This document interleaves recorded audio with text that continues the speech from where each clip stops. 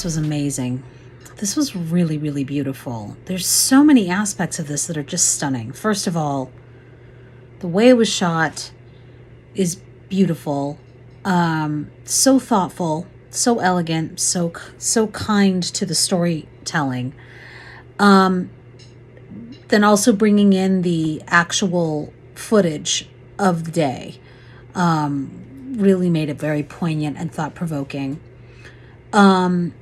The dance mixed with the spoken word, mixed with the interviews. I've never seen anything like that before. And it was so spectacular. Just the way it was all done, all melded together in a beautiful way that I didn't think would work, but it was working. I was like, this is incredible. It's really, really such a testament to the work of the first responders, the work of the reporters, and the way that they still are feeling it after all these years. That city, it's just beautiful, and thank you for making it.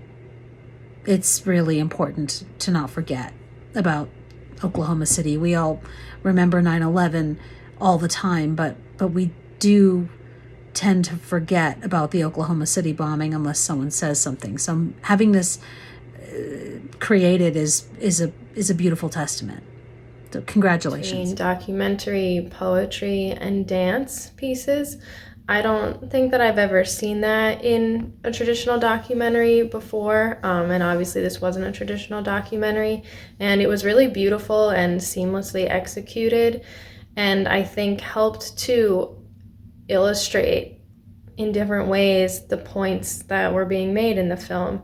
And I think the main point for me was the sense of community, and the film showed how this event rocked all of these different facets of the community and affected everyone, and that was shown through the different facets that this piece had visually. And my sort of ending takeaway was just the great sense of hope that the community still has in their connection to one another and for the future of the city. And I think that was a great note to end on. What a wonderful, wonderful piece. I have friends from Oklahoma, and I know that this event weighs very heavy on them and their lives, so made me think of people close to me watching this. I love the execution of this. It was so special. I've never seen anything like this, to have it go from documentary, news footage, interviews with these first responders, to this other world, this artistic ballet that's happening, the spoken word and the choreography that's happening, inside this industrial space, and then they transitioned outside near the end as a celebration. It was just, it was really wonderful. First of all, special thanks to all the first responders, that were involved in this, to the folks depicted here and to everybody else. So special thanks to you for your hard work and your bravery. And hearing the testimony of just how well everybody behaved in the aftermath and how everybody helped each other, how there was no crime. That was very beautiful to hear. In the performance sections of this, it was just beautifully shot, beautifully edited. The performers all did a wonderful job, especially the two primary performers, the spoken word artist and the lead dancer, and all the dancers were wonderful, and I could say I'd never seen a dance quite performed in this way, especially at the very start. It was very, very special, where there was no instruments. It was, just the spoken word and the main lady who was the dancer, dancing to the rhythm of the poetry. I'd not seen that before, and that was very special. I thought it was very beautiful, and the way the dance company kept multiplying and the music came in, and the music was also very well done. This is just a beautiful piece, well directed, edited, performed by everybody. All the interviewers, the interviews were the two primary interviews were just beautiful. They did a wonderful job on camera, and all the performers did a wonderful job.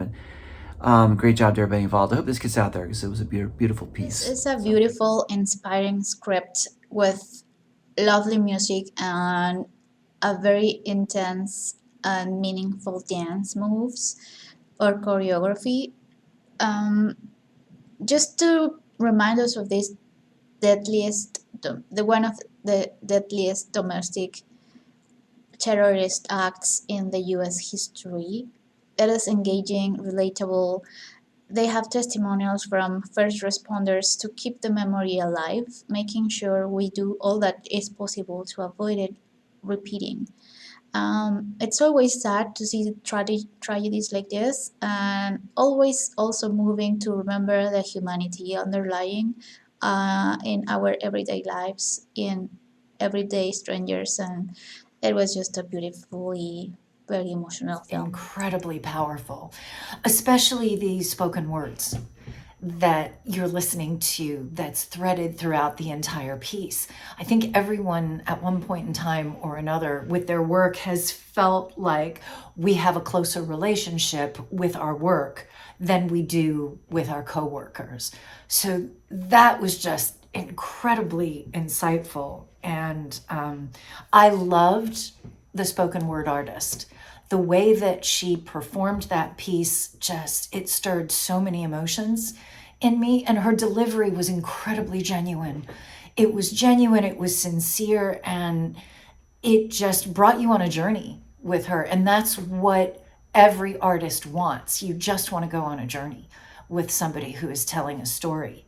I loved how this piece had interwoven in it the interviews with the first responders who were there. I thought that that was brilliant. And the dancers, oh my gosh, what a beautiful job they did. How each one of them was introduced. It was all very seamless and fluid, and everything matched what was being spoken about. So I just thought this was a wonderful, wonderful piece. Right off the bat, it was very good decision to put a time rather than a date to the bombing. It makes it feel even more specific than a date would, since, you know, it's if you say, 9:02 a.m., I know exactly where I was at this point in time to the second. And it also just helps you zero in on the whole epicenter of the tragedy. So it starts off like a typical documentary piece, you know, with interviews from locals, specifically the frontline heroes that were there during the bombing, to a dance piece. And the dance was meant to sort of reenact the scene of the bombing, while the interviews provided added context. And I really liked that. I thought it was very creative. I mean, you almost never see those two formats put together like that. So it was very impactful to see them used like that. And I thought the decision to reenact the bombing through a dance was even better than just straight up using news footage, since the monologue played heavily on the emotional toll of the bombing. I mean, they did use news footage as well, but just hearing that monologue and seeing the dancers move in conjunction with it, you almost feel like you were there yourself. And that monologue too sort of served as both a personal account as well as on behalf of Oklahomans. So